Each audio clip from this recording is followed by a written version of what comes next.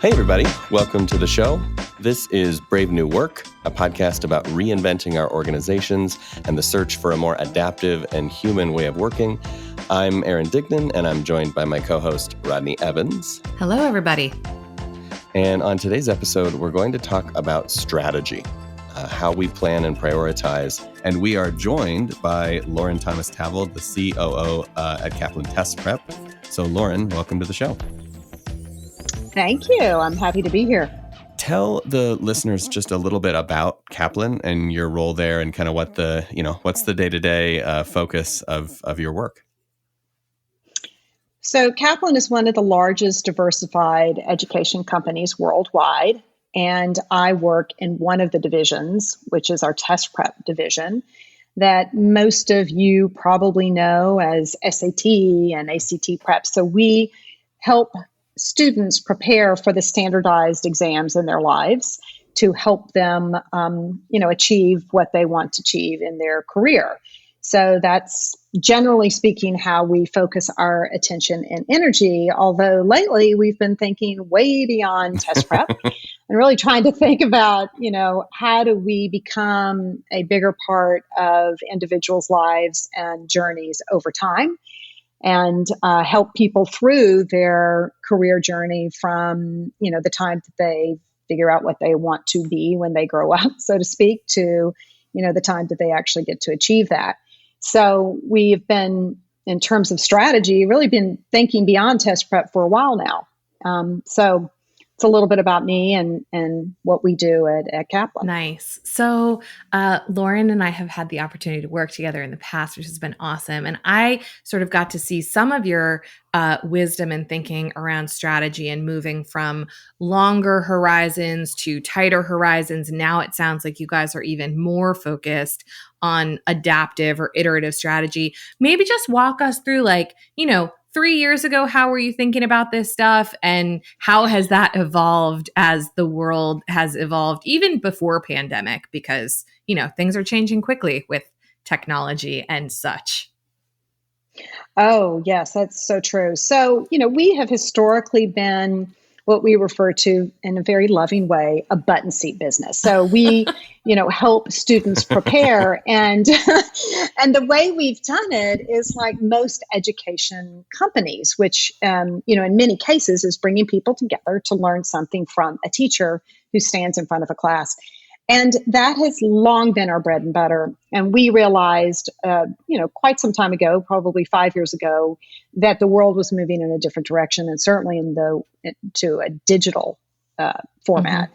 So we have been on a journey ever since then to really try to create a great digital experience, but kind of staying with the consumer along the way. So as long as someone wanted to have that in-person experience, we still offered that. And then we were trying to also create this digital product. What we realized pretty quickly, though, is that technology is its own beast, and certainly an online experience needs to be thought about very differently than an in-person experience. Mm-hmm. And so we've been working on that as well, and trying to not take something that was meant to be a curricula offline and just put it online, but to think about the medium itself and the experience itself very differently. So I'd say over the last 3 years, the notion of strategy has changed for us. The notion of, what technology is and does for our business has changed for us. We've put it at the center of what we do. Mm-hmm. It's not at the fringes. And that I think has been one of the biggest changes for us and has caused us to go to shorter cycle times. We work in 2-week sprints as a technology team. And so if you're doing that as a technology team and thinking about OKRs and quarterly planning, you as a business have to align, your overall business goals with that sprint planning process as best as possible. Yeah. And we're certainly not perfect at it, but it is something we've been working on for quite some time. To that end, with shorter cycle times, have you also found that the activity of strategy has become more decentralized or more centralized? Like, are more people involved in strategy or just more people involved in executing it? I'm just curious how the players have changed in your eyes at the same time. I'd say we're more decentralized in strategy than centralized. We firmly believe that you need to understand at the edges of the organization what you're trying to achieve Mm-hmm.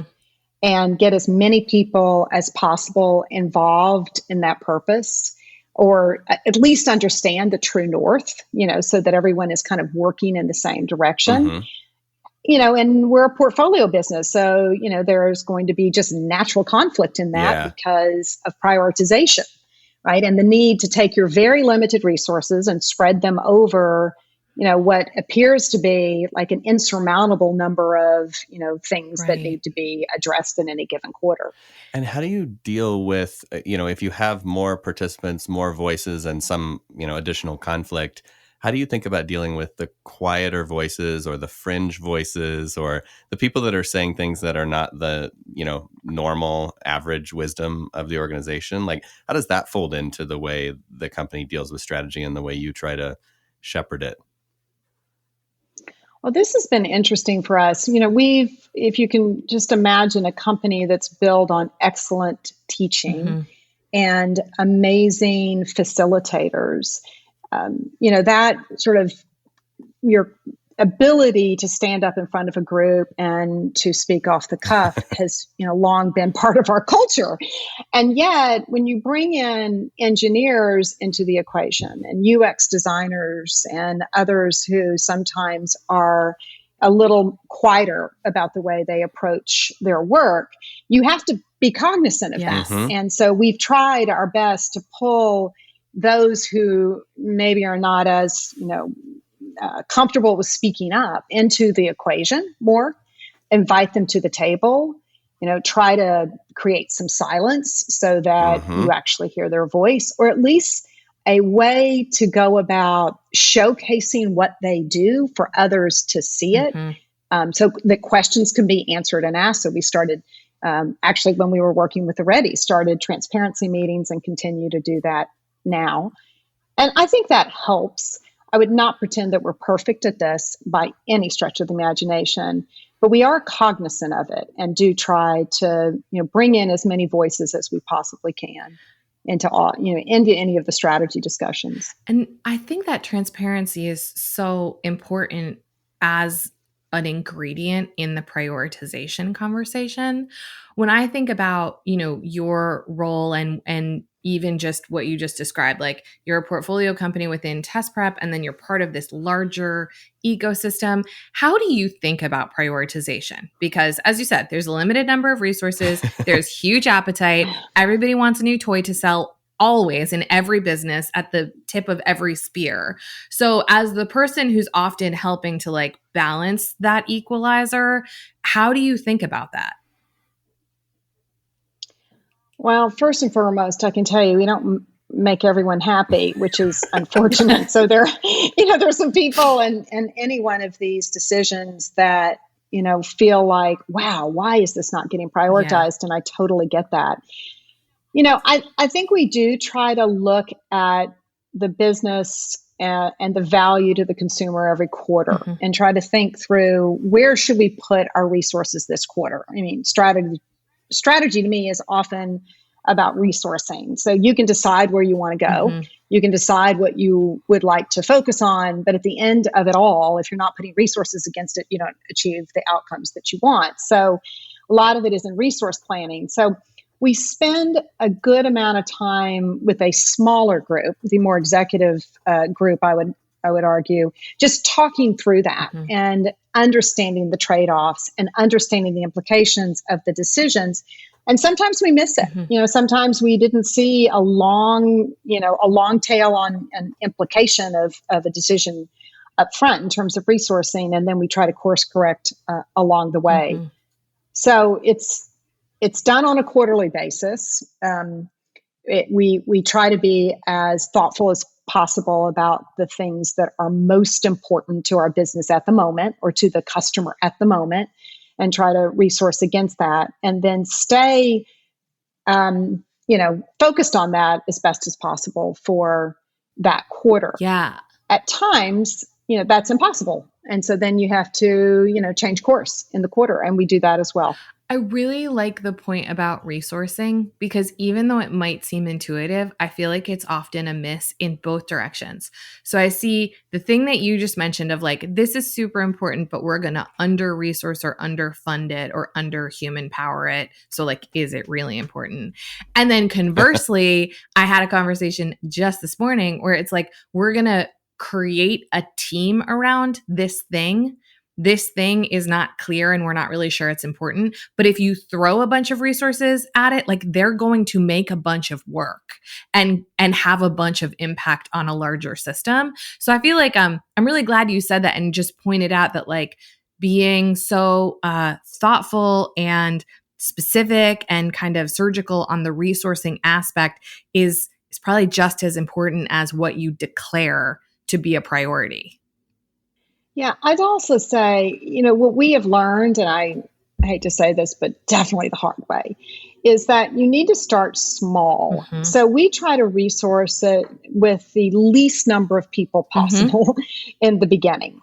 And, I think we fell prey to getting a big team behind it and cross-function. We really did that and found exactly what you're saying, Rodney, is that you're just work making, right? Versus really getting clear about what it is that you need to accomplish. So we have a project right now, just as an example, that we're, getting ready to go to market with in this COVID environment. We put two people against it, and those two people are getting farther down the demand generation curve before we'll even add another person. So we've tried to approach everything in a hypothesis-based testing mode and small team mode without going to large teaming yet. But then be prepared, like I'm prepared on the sidelines by thinking, okay, so what kind of resources will we need against this? Should we find that it's worth it? That, that it's worth it. And then quickly and as, nimbly as possible, assign resources to it or ask for people who are, interested in it or we know would be interested in it or could contribute to get on board. Yeah, vote with their feet. So, it is interesting. Exactly. I see two vectors here. One is strategy as kind of shaping the approach to current activities. So if we say something like we're going to make UX more of a priority because we think user experience matters. And so like do what you're doing, but do it better. And then there's strategy on the vector of like, what is actually our mix of activities? Like what are our bets? And so you can see it, I think often when we're arguing about or misinterpreting or misusing strategy, it's because we're not clear about which of those things we're really talking about.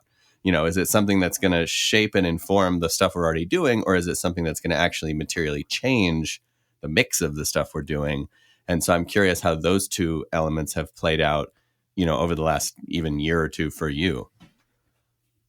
Oh, you're absolutely right. I mean, or at least we have found that we identify the problems to be solved in some way, shape, or form. And sometimes it is, broad, like UX, which is then you'd have to put a team against that is a broad issue. And then sometimes it's a very narrow issue. It's a product issue that you want to get out to market. So then you would narrow up and you go, sometimes it's a platform issue, which is a broad and a larger team needs to be put against it in order to solve it.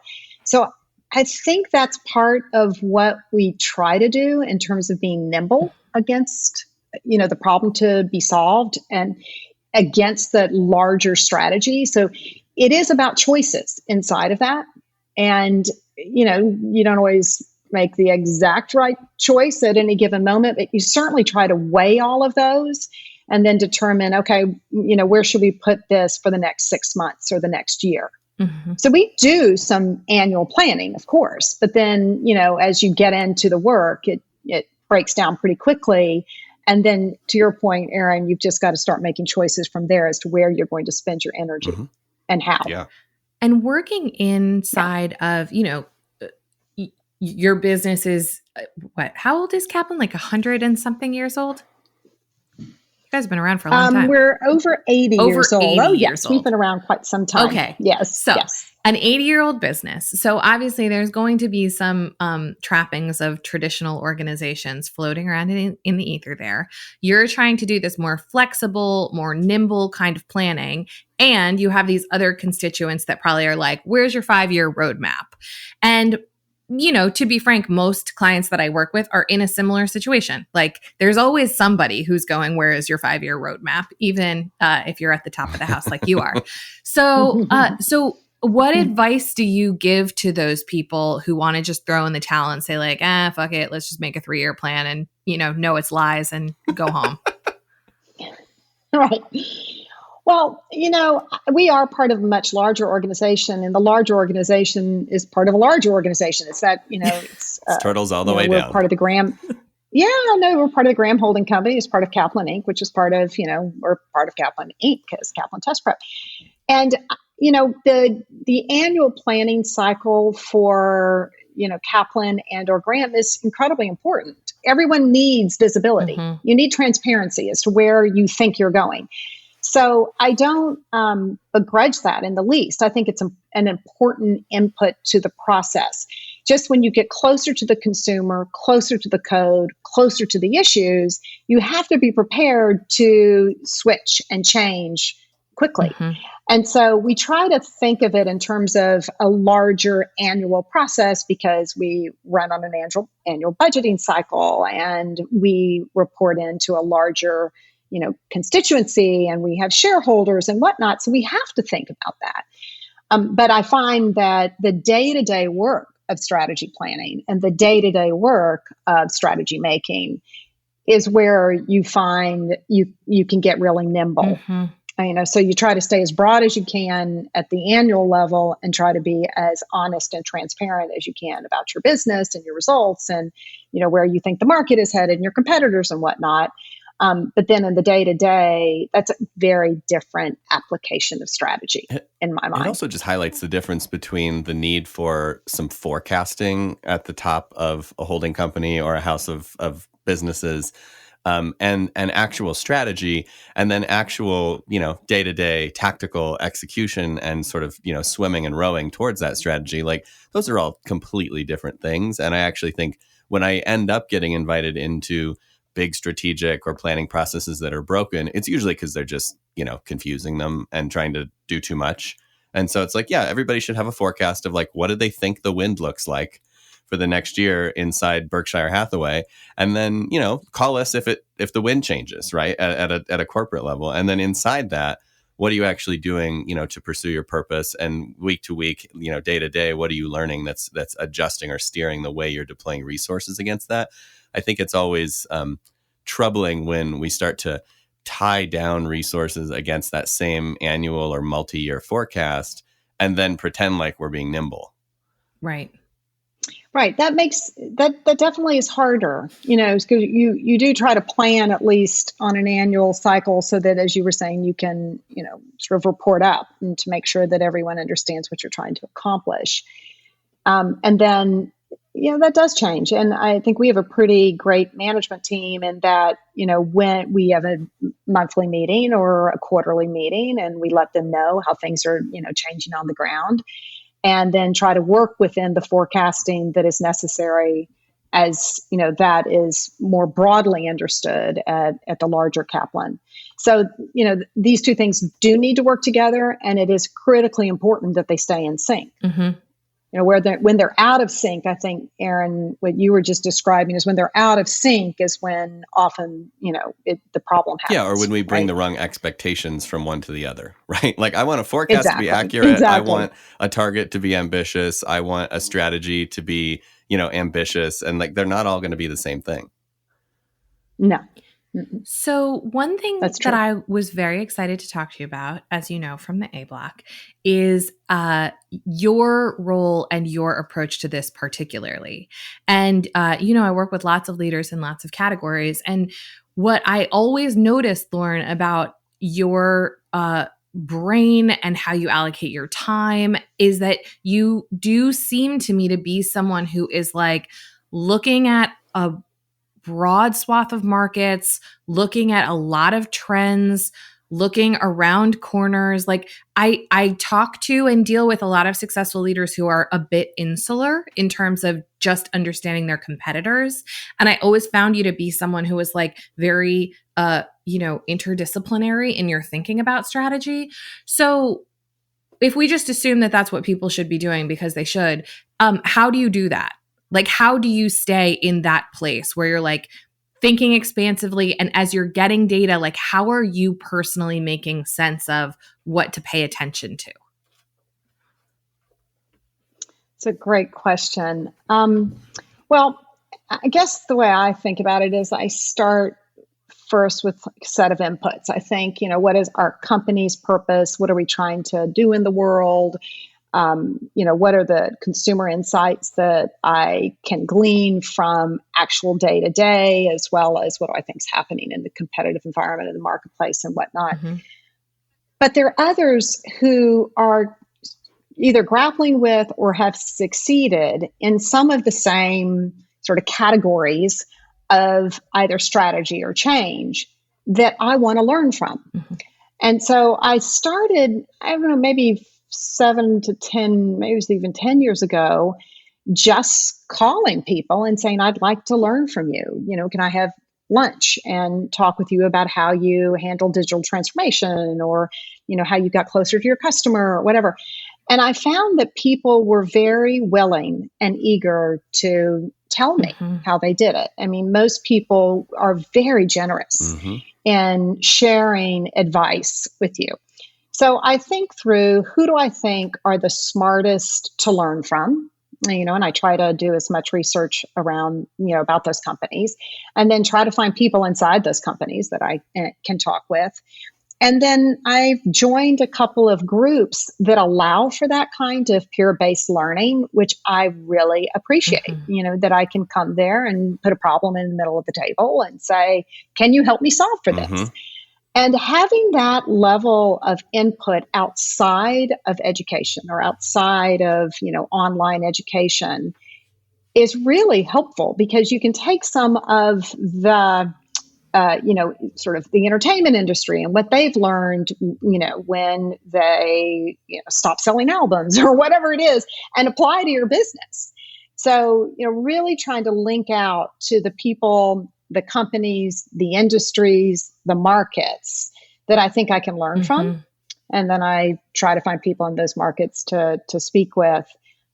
And that I bring back then into our work. Now, it doesn't always mean that they're exactly the same, or you can, apply the exact same strategy that they used as an example, but you certainly can take pieces and parts of it, Yeah, and apply it and try it. yeah. So it's a huge part of my own personal process. Like, I have to go out and talk to people. If I don't, I feel like, I'm not exploring everything I should explore. And the two things that I think are so awesome about that, one is it's like a very liberal arts way of thinking about strategy in the world. It's like we need to learn about a lot of things that are important things in order to know about the thing that we need to know about. And the other is, I just feel like what you just articulated, you place a real value and investment on actual thinking and like thinking time. And I just feel like in a lot of people's days taken up by transaction and meeting and reporting and status updating and things like that, like a lot of candle power is wasted and it's not invested in going out to the world with curiosity and humility and asking those kinds of questions. So like, how have you not fallen into that trap that people fall into of just being always in response mode? Right. In any company over 10 people, I think you're in a meeting management mode Yeah. for sure, because, we're just made up of people, and people, do come together and need to talk through things and need to align and all those types of things. So I think meetings, are important, but I think you hit it on the head. I mean, the idea of being both curious and very humble. I feel like there are so many that I can learn from that will inform our work, that I just try to approach it from that perspective and make time for that. Mm-hmm. And it's not easy. You can very quickly just fill up your entire week with meetings back to back. And there are some weeks that are definitely like that. But I find that if I could just carve out some time, to spend with others, carve out some time in these groups that I told you that I belong to, or carve out some time for reading Mm-hmm. and make that a priority, then you fit everything around that. Yeah. Do you find that ebbs and flows? Like, do you have periods where you're more kind of outside in and then other periods where you're just getting things done? And is there a natural rhythm to that for you? Yes, that is absolutely the case. I mean, when you're, I find, this, when COVID-19 hit, there's certainly a point in which everything became extremely tactical. Mm-hmm. Like you just got to like plow through it, right? So we were running, and I just give our team incredible kudos. They were absolutely brilliant to a person at just executing and getting it done. And so there's no time for thinking. You just got to get it done. Right. And then you get through that sort of that frenzy, that chaos, and then you get to the other side of it, and then there is time for reflection. Yeah. There is time to look back on something and think, could we have done that better? Mm-hmm. Could we have been smarter about identifying the implications of our actions? What can we learn from what we just went through and try to do it better next time? And so there are it's definitely an ebb and flow. There are moments of just heads down, everybody get going, and then moments of pull back and look at where we've come from, look what we're going next. Mm-hmm. And I think that is very natural and normal. Obviously the environment we're in now, there's nothing natural and normal about it. So it'll change a lot, I think, over the next year or so. And we'll look back on this time, with some interesting reflection for sure. Speaking of COVID-19, since we can't go an episode without talking about it right now, I did have a question for you about how it has accelerated or decelerated the pursuit of your strategy. So like, in what ways did it maybe change your strategy? In what ways has it accelerated or decelerated your ability to get that done? I think that's a really unique kind of moment and intersection between, strategy and the collision with reality that would be cool to hear about. I think for us, it has accelerated our strategy. I was teasing with somebody the other day that it's, 7 years and 7 days. And March was the longest year of my life. It's been crazy how so much has happened in just a short 4-week or 3-week period. So I think we've accelerated strategy. We have not changed strategy. We are, on a mission to create really outstanding digital learning experiences for students. And so we've been very focused on that. But because of COVID, we overnight shifted everything online. Yeah, you underlined the word digital in that strategy in about 24 hours. There we go. Right. And then all of a sudden, poof, we're here. And so now this is a moment of stepping back and thinking, okay, so now that we're here, where can we take this? So I think that's where you were talking about sort of the ebbs and flows. So we were in this sprint for 4 weeks. Now we're stepping back and we're beginning to plan out, the next. Now, at the same time, the world has changed and consumer behavior, we can see change right before our very eyes, and test makers are making different choices and whatnot. So we are very, very quickly spinning up other products and services that we think would be useful to our, students and consumers, or the companies that we work with or the schools we work with right now. Sure. So we're trying to be, very fast at, getting out some new products and services, while at the same time thinking more strategically about what's going to happen over the next 12 to 18 to 24 months. If a vaccine doesn't appear on the landscape, then what? So we are trying to think through those scenarios as well. So I kind of want to dig deeper on the 7 years and 7 days thing for a second, because I think there may be a lesson hiding in there. You have been, I'm sure internally arm wrestling the system, the culture, the norms of what we do and how we do it for a long time. As you start to navigate towards a more digital environment, suddenly an outside constraint just overnight forces it. Have you noticed anything about why that worked, or what it felt like, or how to replicate that without having to have a pandemic on the loose? Like, it seems like there's something there. If we can just shift and tack the boat that fast, maybe there's a lesson to draw. Have you thought about that? Oh, we have thought about it. We have talked about it most every day. Part of it is one of my lessons has been very clear decision making. And once you make very clear decisions and you enlist everyone in that process, it happens much faster. So, I was telling, Aaron, you earlier, I woke up at 6 o'clock in the morning and realized we needed to go online in 24 hours. And so being able to just be that decisive, say, we got to be online in 24 hours. Let's start the engines and then engage everybody in the process. Everyone agreed very quickly. It was like, yep, we're in. And then you can move mountains. It is fantastic. So now the question is, how do you create that level of constraint without a pandemic, right? To really move faster. So we've been talking about that quite a lot. I think we are trying to be clearer in our decisions, not let things linger, not leave the meeting without the decision being made. We are trying to go faster and getting even more people involved earlier to say, this is the direction that we believe we need to head. Everybody opine now and then let's move. And I think that's beginning to change a bit of the behavior. And candidly, being all online and all in a Zoom room or all in a Hangout or whatever has helped because you have sort of an equal playing field where you've got everybody together in the same sort of constrained environment, all very focused. Yeah. And so that's made me reflect upon how do you run meetings, brainstorming sessions, et cetera, just more effectively going forward based on what we've learned about this, COVID crisis moment. Nice. So I think there will be a lot of very great learning that comes out of this and a lot of, and behavioral change overall for many companies, including ours.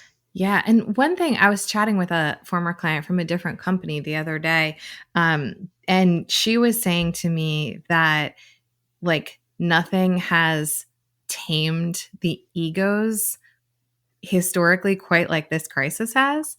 And it's a thing where I think most people act rationally and most people are acting in the best interest of themselves and their teams generally. But it feels like part of this is urgency and part of it is existential. And then part of it is also, it's just forcing us to be really collectivist.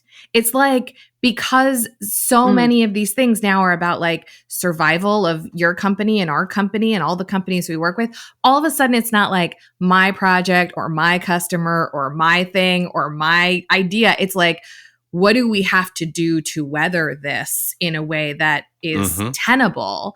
And so I'm wondering if you're noticing some of that behaviorally, if people are sort of leveling up altitude wise in terms of doing what is right. Well, one of the things that I have seen happen from a behavioral perspective is that the uncertainty of it all has leveled the playing field. Totally. Immediately. Totally. There's nobody knows. No one knows. We're all stupid. Right? We're all in this together. We're all all trying to figure it out. And so we're all flailing and we're all just second guessing what the virus is going to do. Is there going to be a vaccine? When's there going to be a vaccine? How's behavior going to change? When are we going to open up? Blah, blah, blah, blah. So I think that's been a great equalizer. I would not, for us, I wouldn't say that maybe it was as much ego oriented as it was, you're just trying to second guess the marketplace. You're trying to track with your consumer. You're trying to make smart decisions. But what this has done is just put everyone in the same boat at the same time. And we're all trying to figure it out.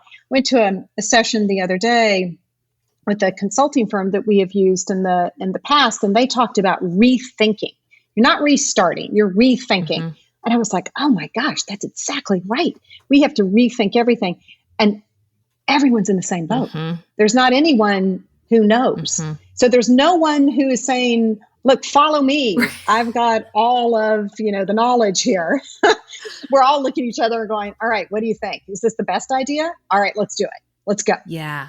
That has changed things. And I think that's been super fascinating to be a part of or to experience with the group. That's really cool.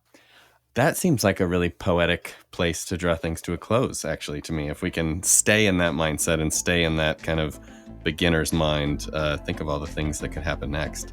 So, Lorin, thank you so much for joining us today.